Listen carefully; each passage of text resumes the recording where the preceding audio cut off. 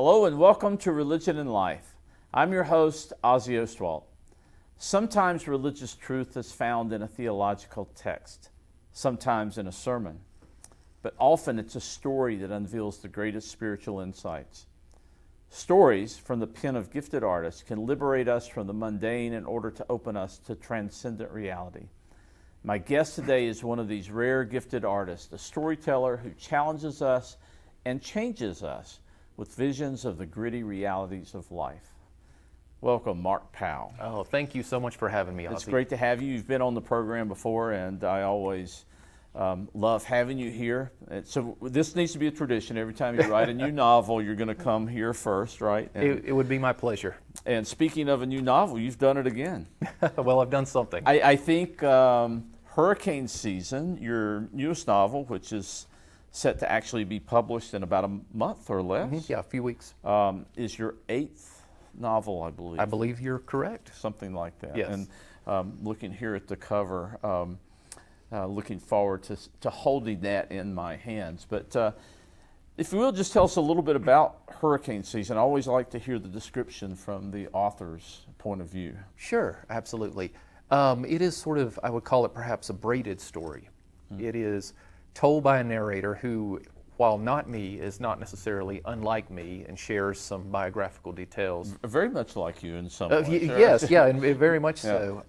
And maybe that's the way I should sort of start. Ozzie, I lived for years in Florida, as you know, and for 3 of those years I taught a workshop at Laughty Correctional Institute, what at the time was the largest prison in Florida.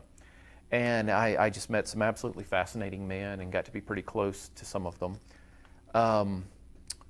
When I moved to Boone, I stayed in touch with many of them, but there was one gentleman who actually wanted a clean start. He felt like he didn't want to keep contact, no matter how close the friends he had been with people. And, I wasn't crazy about that, but I understood.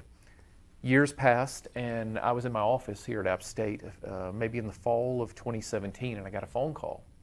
And it was from a man, and he said, I think you knew my son back when you taught in prison. Is this the same Mark Powell? And I said, yes, it is. And I said, how's he doing? And he said, he's dead. He hanged himself back in the spring down in a little motel room in Fort Lauderdale, Florida. And I, of course, said, I'm so sorry. I'd lost touch with him. I don't know what had happened. I said, what can I do for you? Which in hindsight I realized was maybe like a foolish thing to say. And he said back to me, I want you to figure out what happened. So I endeavored at the time to sort of figure out what had happened to this man in the years since we had lost touch. Because I know when I had last seen him and he was coming out of prison, he was very hopeful. He was going to start a new life. He had plans to sort of spiral down like he did. What I discovered pretty quickly was that it would be impossible for me to assemble the story of what happened. Simply because there were just too many gaps in it. Right. When I talked to the father again, I told him this, and he told me, make something up. And he said, to me very poignantly, he said, I just want something to help me sleep at night. And I guess I thought about that for weeks before I realized I did as well. So I began to imagine what might have happened to this man in his years after prison and how he could have gone from this point of just sort of like realizing who he was in prison. Prison, as he said to me more than once, was almost like a gift to him. I started trying to tell that story, and gradually there was another story in mind about a woman who had been a fighter and who had lost a fight and had returned to Florida. And gradually I felt these stories sort of beginning to intertwine themselves with this narrative voice trying to not only figure out what happened to them, but why this story matters so much to the narrator. Right. And you really pull it off nicely, weaving those stories together. Obviously, one of the characters, Doc, is at least loosely based on the experience you just described, and the other character, Shy, the female fighter, makes up the other main character in the book. But both these characters and others, they're broken people in a way, and I guess the way you've introduced this is as coming from your experiences working in the prison. You would expect this to be a bit of a dark story, right? Not one without hope, let's well, say. Thank you. Yeah. So is it a story about suffering? Is it a story about pain? Or because it seems like that is a dominant theme, right? Yeah, so Ozzie, whenever I write, I'm trying to figure something out for myself. I'm sort of trying to explain the world to me, or at least kind of articulate my view of it. And I think we have this notion, or maybe I have this notion, that we badly want our suffering to mean something. There are times in my life when I've believed that's so, that suffering is ennobling, and it's the furnace in which sort of our soul, our character is forged. And there's times I thought, not only is that ridiculous, that's insulting to people who have suffered some of these great tragedies. And besides, what would I know about it, right? I've lived a relatively, wonderful life. So I think I just wanted to sit with that notion of people not far removed from me. These aren't people living on the other side of the world. These aren't people living in poverty. These are people that we might encounter in everyday life, but are suffering immensely. What does that suffering change in them? What does it bring about? Is it ennobling? Is it simply degrading? And I'm never trying to, I suppose, find an answer, though I would take one if I ever did. I guess I'm trying to do what the poet Rilke said, right? Like replacing the wrong answers with the right questions. Mm-hmm. So yeah, I think maybe the question I was trying to get at is, what does suffering do to us? What comes out of the other side of suffering, since inevitably we all face some form of this if we haven't already. Yeah, so a couple of passages stand out to me. One of your characters, the female fighter, Shy, tends to understand pain as something that's necessary for her, right, to ground her to reality. Is that a concept that you brought into this story purposefully? Yeah, very much so, right? Someone who works with her body and as a fighter, pain is going to be the recipe ultimately for success, right? Mm-hmm. Pain is this necessary place you have to move through. But then I wanted to get to the place, like, what happens when moving through that pain no longer advances sort of your notion of what your life is about or your identity is built around? What happens when that falls apart and pain simply becomes pain, as it is for so many people? And I wanted to pair that with the notion of the character Doc is an addict, and he is an opioid addict, and what he is doing, of course, is simply trying to manage his own pain, right? He's trying to numb himself to it. So there's this awareness of pain, and there's this embrace of pain, but simultaneously there's a character who is trying to simply numb himself to what it means to be alive, essentially. Yeah, I heard recently someone talking about a book, and who was talking about pain in life and how it was a necessary part of living and growing and maturing. And he said that people from my generation live by the credo, if it feels good, do it. Mm-hmm. And what he finds now with, I guess, Generation Z is the credo is more, if it feels bad, take it away. That there's this kind of sense that one should avoid pain at all costs. Right. Yeah. I mean, I have, I think, this archaic sort of old school notion of it.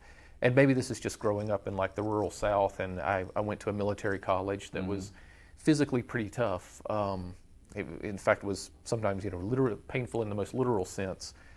But I always understood that, and maybe this is simply a way you move through those spaces, that this was something that was absolutely necessary to get to the place where I thought I wanted to be. I'm not sure what that place was, when you're 17, 18, 19 years old, but I felt deeply in my heart that embracing suffering, embracing like a certain amount of discipline, and I realize this almost crosses over into sounding like some sort of crazed kind of fringe element here, but and I don't mean it to. No, but when you're when you're 18, and particularly if you're like an 18-year-old boy in the rural South, this notion that you embrace these things is kind of hardwired into you, or it was at least at one point. It was for me. Right. Well, you mentioned Nietzsche at least once in the novel, and I don't think you quoted him, but he said something like, that which doesn't kill me makes me stronger. So, is that a way of finding meaning through pain and suffering? Is that kind of the perspective you're communicating here? Or? Yeah, or at least, and it may be misguided, but that attempt, I heard, or perhaps I read recently, someone said, when you're 18 years old, if you don't believe in Nietzsche's notion that which does not kill me makes me stronger, there's probably something wrong with you. Mm-hmm. If you still believe it when you're 40, there's definitely something wrong with you, right? Because there is this sort of suffering and pain that does sort of foster character, and then there's just suffering that is just suffering, right? That there's no good of it comes out of this. So from a theological perspective, really, these kinds of meditations on pain sound a lot like theodicy and questions about where God is in all the suffering of the world and where God is in the pain. So one of your characters, I think, is the Reverend Blatz. Right. Did I get that name right? I think so. Yeah, so he talks about God and pain, and I think at some point he says something like the suffering and this pain is distance from God. And that reminded me of Augustine, St. Augustine, and I don't know if that's another way to approach this idea of suffering and theodicy and where God is in the midst of human pain. Yeah, so Ozzie, I think it's so fascinating. Like these fighters will cut weight, right? Tremendous amounts of weight before a fight. And they'll enter these states that really are not unlike mystics fasting, right? They'll engage in this repetitive behavior. Maybe you're fasting and you're sitting and you're repeating the Jesus prayer or whatever it may be, or you're working your prayer beads.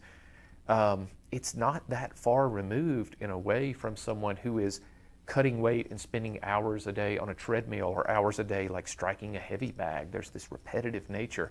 It creates this sort of, this sort of like strange clarity, but also it's the absence of clarity too. Your vision of the world maybe gets a little warped.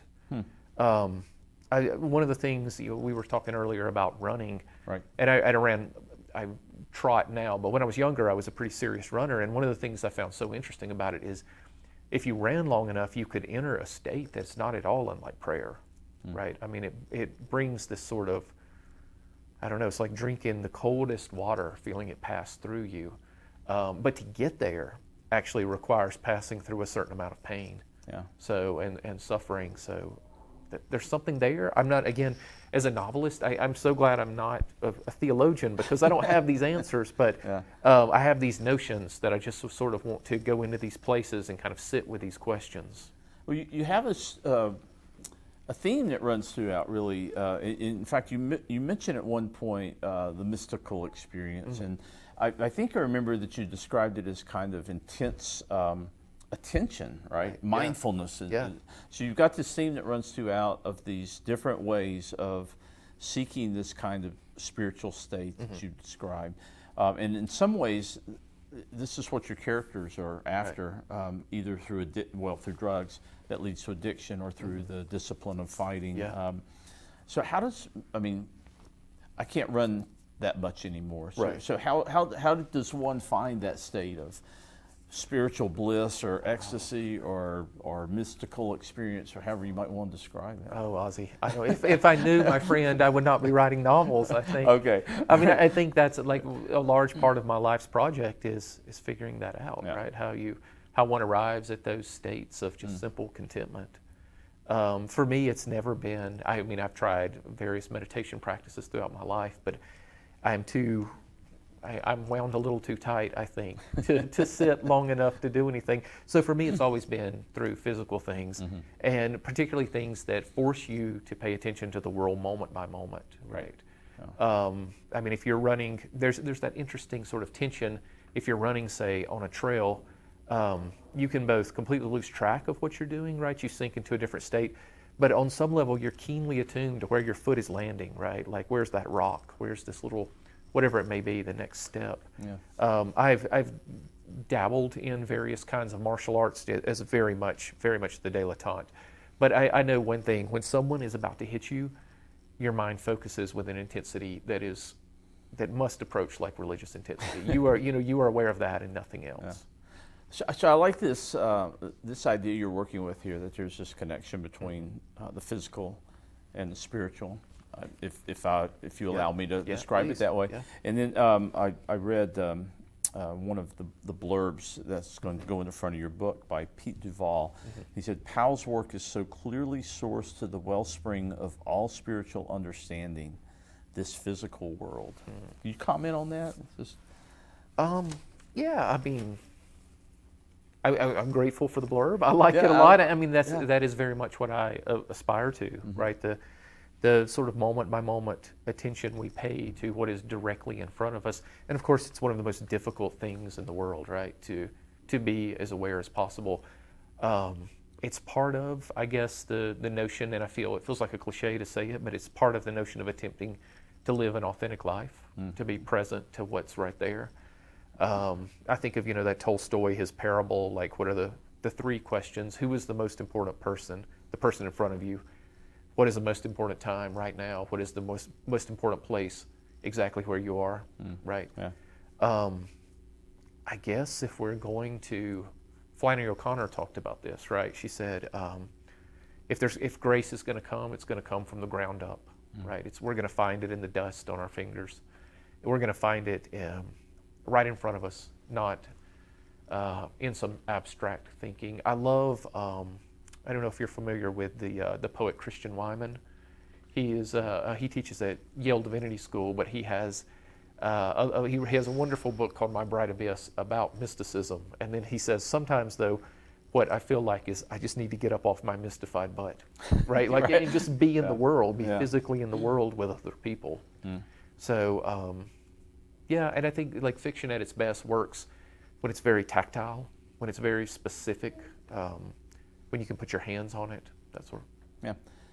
I don't know if this is what you mean by that comment or not, but I need to hold a book in my hands. Oh, yeah. Of course, I read Hurricane Season on a PDF Right. file. Sorry. No, it's fine. It's not physically available yet, Right. but I will reread it when Well, when I thank can you. physically touch it. So a lot of what you're saying here reminds me of the existentialists that I read when I was in my introductory philosophy class. Right. And in fact, these names pop up in the book: Yeah. Dostoevsky and Sartre and Camus and Nietzsche. Have you been influenced by existential philosophy, and what part of that do you try to bring into the storytelling here? Yeah, I mean, the existentialists have made a deep, deep imprint on me when I was young, and I've continued to go back to them, particularly, I think, Dostoevsky. I read The Brothers Karamazov in my mid-20s, and I remember thinking, whatever I'm doing, whatever I'm going to do, I need to get to it. It put this sort of urgency into my life. Yeah, so the more I've written, the more I get interested in maybe a little bit less like the storytelling in the traditional sense of he said this and then she said this, but sort of like looking at the larger story and not only what the story is, but why we tell ourselves the stories we do. So I thought for a long time about writing this book without like a narrator in it, where it would simply be the lives of the intertwined lives of two people and they unfolded. And that may actually have worked better for the story, but what interests me is why is someone so caught up on this particular story? And I think this goes back to that existentialist notion of, the authentic life, the notion of making yourself, the notion of avoiding excuses and simply acting in the world. This idea that you're thrown into the world, you can't help that, but you can help how you respond to it. I read Dostoevsky in my mid-20s as well. I'm thankful I didn't get it before then. That's right. All right, so I want to. You don't engage religion directly in the novel, but it's there throughout. It's kind of spirituality, and then there are places where religion comes into play. But one of the kind of enduring symbols throughout this work is water. Right. Your book opens with the scene of Shai emerging from the St. John's River. It ends with the narrator remembering or wanting to retain an image of her in the water. She swims incessantly. Right. Sam has a powerful experience when she's diving. There's the near drowning baptism Right. episode. So I'm sure that this kind of recurring presence of water is purposeful, and it seems like your characters are seeking something Right. through water, some sort of experience. Maybe you could talk a little bit about Yeah, that. it is purposeful, but to some degree it's purposeful after the fact. Like you realize, like I keep, these images keep recurring. Why is that, right? I think as a writer, when I become aware of that, I can kind of start to tease that out. But I suppose it's because, a few reasons. One, of course, is just simply it's a Florida book, and it's hard to write anything in Florida, right, that doesn't Right. address water. But water, water is baptism, right? Water is forgiveness. Water is birth. Water is also, you drown in water. Yeah. right? What is more frightening than, and more inspiring, more beautiful than the vastness of the ocean? In the past, I've read the Stephen Crane short story, The Open Boat, with my students, and it's about 4 men in a boat adrift at sea, and they can't see anything in any direction except blue water. And they're, of course, scared to death. And my students are sometimes like, what's the big deal? And I think, have you ever been out like that in water? It is a reminder that you are very, very small, right? And yet water is incredibly intimate. It's this thing we have to take into our body every day to survive. So the baptismal images here, and they're, well, they're throughout. I failed to mention the ice bath. Right, today. yeah. So this baptismal image is an image and a symbol of new life, right? Right. And that comes through time and time again. These characters are trying to, well, I think in Shai's case, shed her old skin, right? And be reborn. So that reminded me of Joseph Campbell, and talking about the hero's journey, and that these stories are stories of rebirth and being reborn into a new existence. Yeah, that's really important for this novel. Is that right? Oh, very much Yeah. so. Yeah, I mean, we have a man emerging from prison, hopefully into a new life, and then we have a woman who is quitting what has defined her existence as far back as she can remember, right? And both of them trying to discover what this new life might be, and if there's going to be a new life, right? Or will they simply sink into like the mire of circumstance? Yeah, and then your narrator, in a sense, too, right? I mean, right. The narrator is maybe going to a monastery. I mean, he seems to be contemplating such. I mean, he's desperate for something to jolt him out of this sort of spiritual inertia, and just inertia in every sense of his life that he seems fogged into. He needs something to change. So religion in the novel itself. I mean, we get the Reverend Blatz and the church that is burned to the ground, and then reborn out of the ashes. I guess there's another story of renewal.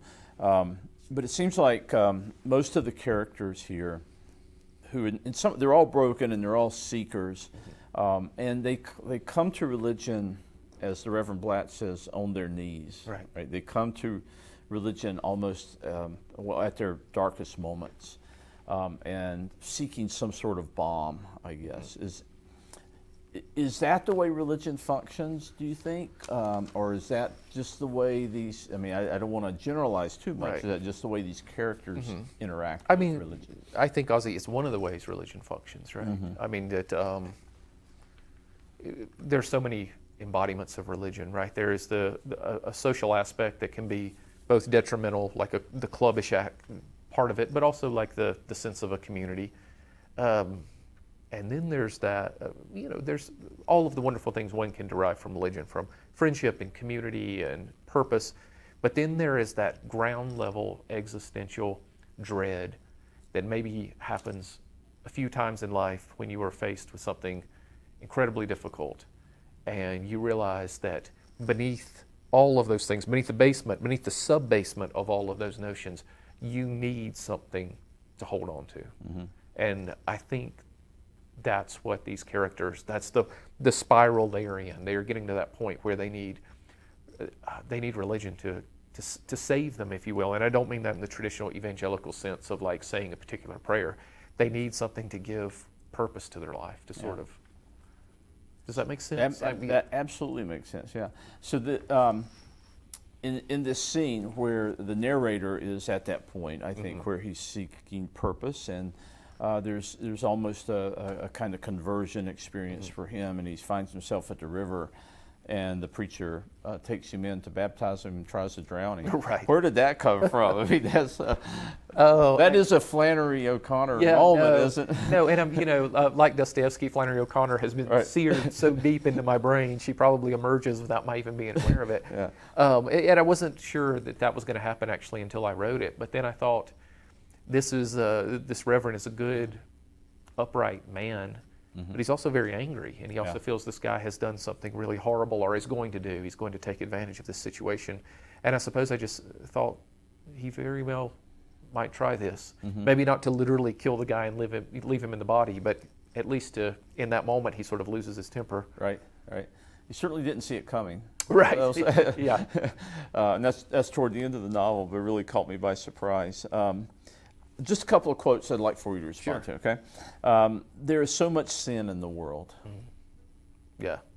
I've mentioned a couple of times. I guess it's obvious, right? But and the last time, there's so much sin in the world, but there's also so much good. So Yeah.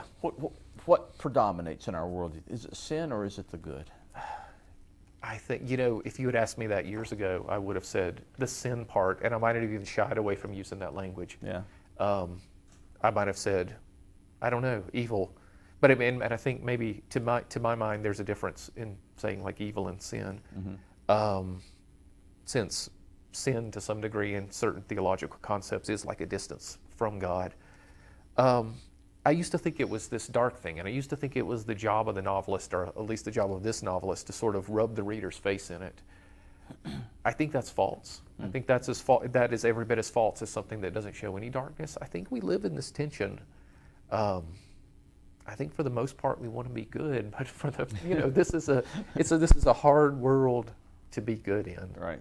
But I specifically wanted that language of sin, right? Because there's something particularly theological about that, different from saying like there's badness or there's violence or there's evil in the world. There's all of those things, but sin calls forth like a particular lens. Yeah. It's a word you don't hear much Right. anymore. Yeah. Right. Yeah. So another quote: "A man does not weep because he is sad. A man is sad because he weeps." Yes, that is. I want to say that's Camus. A quote from Camus that I thought was just fascinating, and I thought there's a sort of, at times there's this kind of dime store existentialism that moves through culture, Right. And I think for a long time that was the sort of existentialism I embraced. It's like this tough notion of the authentic life and making yourself, out of suffering. I don't know, something about that quote just leapt out at me. It sticks with you. Yeah. It really does. So in a couple minutes we have left, I just maybe get away from this a little bit. Sure. And just a couple of things about your writing that I've observed. You really develop your characters in a very deep and meaningful way. I think the reader identifies, with all the characters. So that's one observation. And then the other is, as you work with the setting and the atmosphere of the novel, we used to call it local color in literature class, but there's so much description that brings in the context of, in this case, Florida. Things like the Lululemon outlet in the strip mall, or the abandoned subdivision, from the market collapse. But are these things you consciously work on, or is this just part of your writing gift? Yeah, well, I mean, I very consciously consider these things. There's a wonderful quote from Eudora Welty. She said, if you drill deep enough into one place, you hit a groundwater that's universal. And to me, that notion is, if you want to try to connect to these larger, spiritual themes, it has to be done with concretely, precisely. You have to evoke the place as it is. And of course, there's certain locations that do a writer great favors, because the juxtaposition of so many, in Florida you have, you very often see incredible natural beauty next to like a strip mall trashiness. And they coexist, right? In Boone too. Yeah, sure. Yeah, absolutely. Yeah, I mean, maybe that's the nature of the United States, right? Or the nature of the world, maybe. But I'm very conscious of trying to be really precise about place. Okay. All right, we're out of time, but one word from you. Is this novel more about despair or hope? It's about hope. It ends with a hopeful image from the narrator. That's what I thought. So I'm glad to hear you say that. It's a wonderful addition to your growing corpus of writing, and I particularly appreciate your work, and hope you keep going for a long time. Well, thank you, Ozzie. I appreciate you, and this has been a pleasure. All right, next novel, you're coming back, right? Absolutely. All right. Well, thank you. That's it for this week on Religion and Life. I hope you'll join us again next week on App TV as we continue to explore the relationship between culture and religion. Until then, this is Ozzie Ostwald.